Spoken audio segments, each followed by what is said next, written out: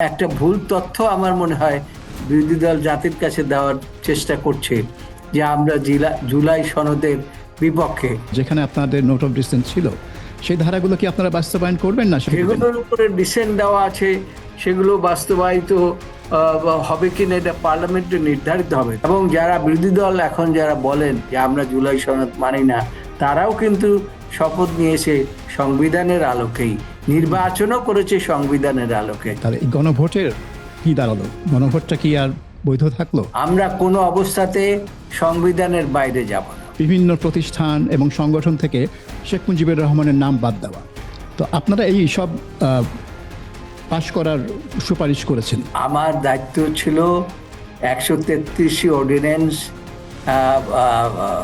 সদস্যদের সমন্বয়ে পরীক্ষা নিরীক্ষা করা এবং সেই দায়িত্ব যথাযথভাবে পালন করছি। তাহলে এই যে আপনাকে আচ্ছা, আপনারা তাহলে এই অধ্যাদেশ শেখ মুজিবের নাম মুছে ফেলার যে অধ্যাদেশ, থ্যাংক ইউ ভেরি মাচ। আর আমি এরপরে আর কিছু জবাব আপনাকে আমি আর দিতে চাই না এই মুহূর্তে।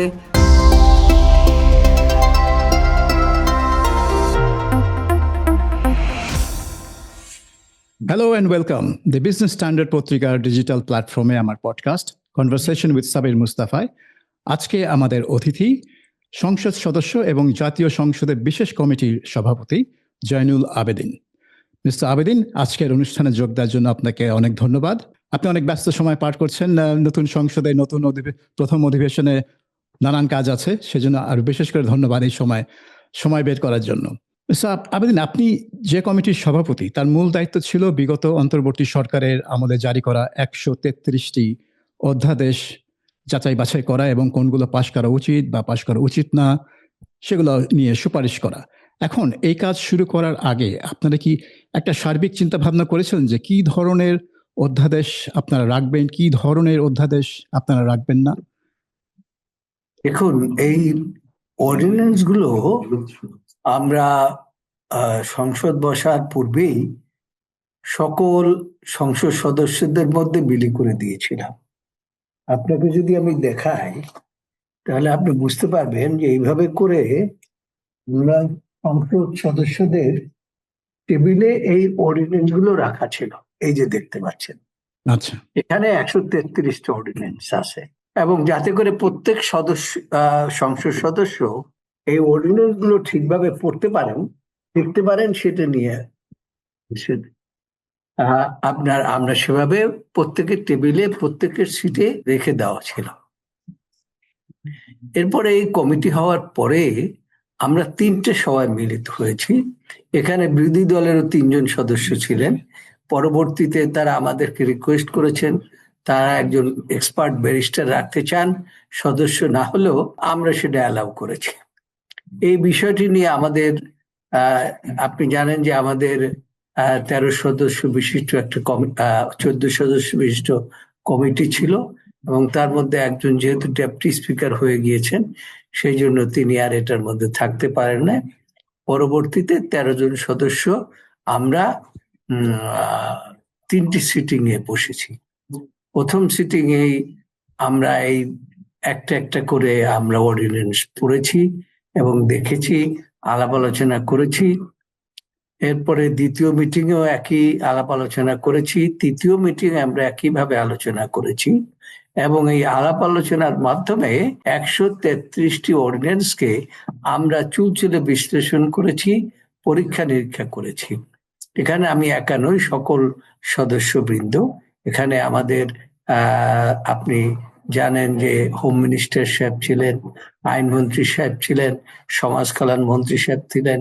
তারা সর্বতভাবে এই দায়িত্ব তারা আমরা ঐক্যবদ্ধভাবে পালন করেছি এবং অন্যান্য সদস্যরা যারা বিরোধী দলের সদস্য ছিলেন তারাও এই অর্ডিন্যান্স গুলো তারাও দেখেছেন, পুঙ্খানুপুঙ্খরূপে পর্যালোচনা করেছেন।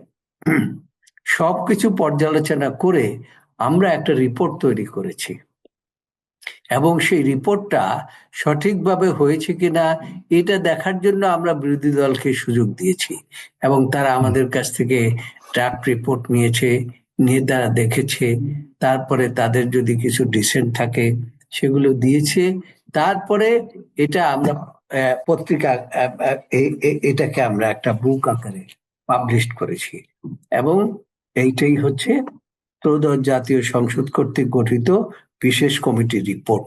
এই রিপোর্টটি আমি পার্লামেন্টে প্লেস করেছি। পার্লামেন্টে প্লেস করার পরে এবং সেখানে বলা ছিল যে এই আইনগুলো যতদূর সম্ভব, যত তাড়াতাড়ি সম্ভব, সেগুলো সংসদ সদস্য মনে করেন এবং আমরা মনে করি এগুলো সঠিক বিল আকারে আনা দরকার, এবং সেই বিল আকারে অনেকগুলো অর্ডিন্যান্স যেগুলো আমরা রহিত করেছি, যেগুলো আমরা ল্যাপস করেছি, এবং যেগুলো আমরা মনে করেছি যে এই অর্ডিন্যান্স গুলো ল্যাপস হলেও এটা বিল আকারে কিছু কিছু বিষয় আসা দরকার, যেমন বিচার বিভাগ নিয়োগ সংক্রান্ত বিষয়, আইন কমিশনের বিষয়, তারপরে আপনার লেবার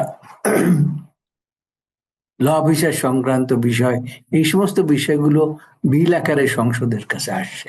98টি অধ্যাদেশ আপনারা পাশ করার জন্য সুপারিশ করেছেন, কিন্তু যে বাদ বাকি 35টা আছে তার বেশ কিছু নিয়ে সমালোচনা হচ্ছে, বিতর্ক হচ্ছে। যেমন আপনারা সুপ্রিম কোর্টের বিচারপতি নিয়োগ প্রক্রিয়া সংক্রান্ত অধ্যাদেশ এবং সুপ্রিম কোর্ট যে একটা সচিবালয়, স্বতন্ত্র সচিবালয়, সেই সংক্রান্ত অধ্যাদেশ আপনারা বাতিল করার সুপারিশ করেছেন। তো এর কারণ কি? বিএনপি তো সবসময় বিচার বিভাগের স্বাধীনতার পক্ষেই কথা বলেছে। এটা আমার মনে হয় আপনি যে লেটেস্ট যে ইনফরমেশন, এটা আপনি জানেন না। এই সচিবালয়ের বিলটা কিন্তু আজকে সঠিক আকারে আমরা আজকে প্লেস করেছি। আচ্ছা, এটা আপনারা সংশোধন করেছেন নাকি? বিলটি সর্বসম্মতিক্রমে পাশ হয়েছে। যে বিলটি পাশ হয়ে যায় সেটা আলটিমেটলি সংবিধানের অংশ হয়ে যাবে পরবর্তীতে, এটা একটা আইনের অংশ হয়ে গিয়েছে। সেটা হচ্ছে তখন যে বিলটা করা হয়েছিল সে বিলটা আমরা পরীক্ষা নিরীক্ষা করে দেখেছি, যেটা অত্যন্ত তাড়াহুড়া করে করা হয়েছিল। এটাকে যাতে আইনগতভাবে রূপ দেওয়া যায়, এটা পার্লামেন্টে সেই জন্য প্লেস করা হয়েছে, সেই জন্য একটা বিল আকারে আনা হয়েছে। সেটা বিল আকারে আজকে সর্বসম্মতিক্রমে পাশ হয়েছে। সুতরাং আপনি এ কথা বলতে পারেন না যে আচ্ছা, এটা আমি জানতাম না। এটা আপনি বলছেন সুপ্রিম কোর্টের সচিবালয় পাশ হয়েছে। সুপ্রিম কোর্টের সচিবালয়, হ্যাঁ। আর যে সুপ্রিম কোর্টের যে বিচারপতি নিয়োগ সংক্রান্ত যে সেই সংক্রান্ত বিষয়েও আজকে বিল এসছে এবং বিল পাশও হয়েছে।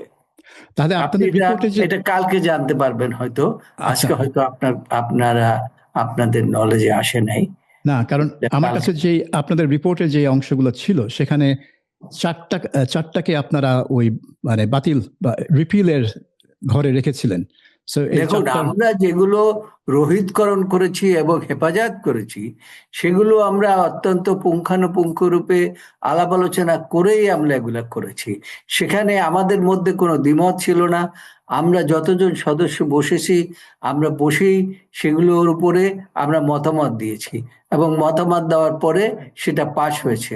পাশ হওয়ার পরেই সেটা আমরা পার্লামেন্টে প্লেস করেছি। আচ্ছা, আপনাদের কমিটি 16টি অধ্যাদেশ এই সংসদে উত্থাপন না করার সুপারিশ করেছে, অর্থাৎ এই অধ্যাদেশগুলো এই সংসদ মানে এই সময়ে অর্থাৎ এই অধ্যাদেশগুলো এই মাসের 11 তারিখের পরে বিলোপ হয়ে যাবে। তো 9 তারিখের পরে তাহলে এর মধ্যে নভেম্বরে জারি করা গণভোট অধ্যাদেশ রয়েছে। এখন এই অধ্যাদেশ যদি বিলুপ্ত হয়ে যায় তাহলে জুলাই সনদ নিয়ে 12 ফেব্রুয়ারি যে গণভোট হয়েছিল তার আইনগত বৈধতা বা ভিত্তি কি থাকবে? দেখুন, জুলাই সনদটাকে আমরা সাংবিধানিকভাবে আমরা এটাকে মান্য করতে চাই। আমরা জুলাই সনদের বিরুদ্ধে না। আমরা চাই যে যে জুলাই সনদটি হয়েছে এটার বিরুদ্ধে না। সেই কারণে এই জুলাই সনদকে আমরা এই সংসদে আমরা আলাপ আলোচনা করেছি, বিরোধী দলও আলাপ আলোচনা করেছে, এবং যেগুলো আমরা মনে করেছি যেগুলোর উপরে ডিসেন্ট ছিল না এবং যেগুলো সর্বসম্মতিক্রমে পাশ হয়েছে সেগুলো আপনার অর্ডিন্যান্স হিসাবে এসছে, সেগুলো আমরা আলাপ আলোচনা করেছি। এবং একটা ভুল তথ্য আমার মনে হয় বিরোধী দল জাতির কাছে দেওয়ার চেষ্টা করছে যে আমরা জুলাই সনদের বিপক্ষে। আসলে তো আমরা জুলাই সনদের বিপক্ষে নই। আমরা বলছি যে নির্বাচনটা হয়েছে এটা হয়েছে সংবিধানের অধীনে, আর সংবিধান হচ্ছে যে জনগণের বা ক্ষমতার উপরে নির্ভর করে এবং স্বাধীনতার পরে এই সংবিধান রচিত হয়েছে। এই সংবিধানটাকে তো ছুঁড়ে ফেলে দেওয়া বিষয় নয়, এটাকে সংশোধন করা যেতে পারে। এর কাজেই এটাকে ছুঁড়ে ফেলে দেবেন, এটা তো ঠিক নয়। সেই কারণে আমরা বলেছি যে আপনারা শপথ করেছেন, নির্বাচন করেছেন সংবিধানের আন্ডারে, আমরাও নির্বাচন করেছি সংবিধানের আন্ডারে। সুতরাং এই সংবিধান তো ছুঁড়ে ফেলে দেওয়া যাবে না। কোন কোন অংশটাকে অ্যামেন্ডমেন্ট করতে হবে সেই মর্মে আপনারা মতামত দিতে পারেন, সেটা আমরা তাদের কাছে চেয়েছি, বিরোধী দলের কাছে চেয়েছি। এবং আমরাও বলি যে জুলাই সনদ আমরাই বাস্তবায়ন করতে চাই, সেখানে আমরা তো জুলাই সনদের বিরুদ্ধে নই। আচ্ছা, আমি যদি একটু ক্ল্যারিফাই করি, আপনারা জুলাই সনদে যখন স্বাক্ষর করেন তখন কয়েকটা ধারায় আপনারা নোট অফ ডিসেন্ট দিয়েছিলেন। তো আমি Yes. ধরে নিচ্ছি সেই সব ধারাগুলো আপনারা বাস্তবায়ন করতে যাবেন না। সেই সব ধারাগুলো যেখানে আপনাদের নোট অফ ডিসেন্ট ছিল, সেই ধারাগুলো কি আপনারা বাস্তবায়ন করবেন না সেগুলোকে না, রেখে দিবেন? যেগুলোর উপরে ডিসেন্ট দেওয়া আছে সেগুলো বাস্তবায়িত বা হবে কিনা এটা পার্লামেন্টে নির্ধারিত হবে। তবে পার্লামেন্টের এখন পর্যন্ত যে অর্ডিন্যান্স গুলো হয়েছে এগুলো তো সবগুলোই তো জুলাই সনদের আন্ডারেই হয়েছে, সেগুলোই তো আমরা পরীক্ষা নিরীক্ষা করেছি। আচ্ছা, এখন জুলাই সনদটাকে এখন বলা হচ্ছে যে আমরা জুলাই সনদ মানি না। নির্বাচনটা কিভাবে হলো? পার্লামেন্ট হচ্ছে সার্বভৌম, বুঝতে হবে, জনগণ সমস্ত ক্ষমতার মালিক। আর এই সংবিধান হচ্ছে দীর্ঘ স্বাধীনতা যুদ্ধের ফলে 1972 সনে এই সংবিধান রচিত হয়েছে। এই সংবিধান বহুবার সংশোধন হয়েছে। সুতরাং সংবিধান তো যে কোনো সময় সংশোধন হতে পারে, এবং সেই জন্যে আমরা বলছি যে আমরা সংবিধানের বাইরে আমরা যেতে পারি না, যেহেতু আমরা শপথ নিয়েছি সংবিধান মোতাবেক। এবং যারা বিরোধী দল এখন যারা বলেন যে আমরা জুলাই সনদ মানি না, তারাও কিন্তু শপথ নিয়েছে সংবিধানের আলোকেই, নির্বাচনও করেছে সংবিধানের আলোকে, জনগণ ভোটও দিয়েছে সংবিধানের আলোকে। তাহলে এই গণভোটের ব্যাপারটা একটু যদি ব্যাখ্যা করেন, তাহলে এই গণভোটের কি দাঁড়ালো? গণভোটটা কি আর বৈধ থাকলো? তার কি কোনো আইনগত বৈধতা থাকলো? দেখুন, সংবিধান যতক্ষণ আছে সংবিধানের বাইরে আমাদের কারো যাওয়ার কোনো এখতিয়ার নাই। একটা আইন যেটা আপনারা সংশোধনী করে পাশ করবেন বলে ইতিমধ্যে জানিয়েছেন, সেটা হচ্ছে সন্ত্রাস বিরোধী আইনের যে সংশোধনী এই অন্তর্বর্তী সরকার করলেন, এবং তার অধীনে আওয়ামী লীগের কার্যক্রম নিষিদ্ধ করা হলো। এখন অতীতে বিএনপি বলেছিল যে তারা নির্বাহী এই বিষয়টিও আপনারা আমাদের রিপোর্টের মধ্যে রয়েছে, এবং এটা আপনারা বিল আকারে আসবে কিনা এবং সেটা আপনারা দেখতে পাবেন না, আপনাদের যে রিপোর্টে সেখানে বলা হয়েছে যে এটা আমি এই মুহূর্তে সংশোধনী করে পাশ করা হবে। আপনাকে আমাদের কোন কোন বিষয়ের উপরে বিল আমরা আনবো সেই বিষয়টি ঠিক এই মুহূর্তেই আপনাকে বলতে পারছি না। আচ্ছা, কিন্তু এই যে সন্ত্রাস বিরোধী আইনের সংশোধন, আমার দায়িত্ব হচ্ছে, রাখছেন না রাখছেন না? দেখুন, আমি বিশেষ কমিটির সভাপতি। আমার দায়িত্ব হচ্ছে এই 133টি অর্ডিন্যান্সকে এক্সামিন করে পার্লামেন্টের কাছে প্লেস করা। আমি আমার সেই দায়িত্ব যথাযথভাবে আমি পালন করেছি। এখন এই আইনটা পাশ হবে কি হবে না সেটা, এবং আইনের ব্যাপারে আইনমন্ত্রী সাহেব বিল আনবেন এবং অন্য মন্ত্রণালয় বিল আনবেন। যেমন আজকে একটা ভূমি আইনের উপরে ভূমি মন্ত্রী একটা বিল এনেছে। সুতরাং এই ধরনের বিল যদি কেউ কোনো মন্ত্রণালয় আনে, মন্ত্রণালয়কে তো সেই স্বাধীনতা আছে। হ্যাঁ, কিন্তু আমি একটু নির্দিষ্টভাবে জানতে চাচ্ছিলাম এই আইনের ব্যাপারে, কারণ এই আইন সরকারের মানে আমার মনে হয় এমন একটা ক্ষমতা দিচ্ছে, অপেক্ষা করতে হবে। এটা বিশাল একটা ক্ষমতা দিয়ে দিচ্ছে নির্বাহীকে, যে আদালতের না গিয়ে একটা রাজনৈতিক দলকে। জিনিস আপনাকে আমি পরিষ্কার করে দিচ্ছি, আমরা কোনো অবস্থাতে সংবিধানের বাইরে যাব না। একটা জিনিস, সেটা ঠিক সাংবিধানিক না, এটা রাজনৈতিক একটা বিষয়, যেটা অধ্যাদেশের মধ্যে ছিল। অন্তর্বর্তী সরকারের যেই অধ্যাদেশগুলো ছিল তার মধ্যে 5-6টা ছিল মূলত তাদের এই সংশোধনীগুলার অথবা অধ্যাদেশগুলার কাজ ছিল একটি, বিভিন্ন প্রতিষ্ঠান এবং সংগঠন থেকে শেখ মুজিবুর রহমানের নাম বাদ দেওয়া।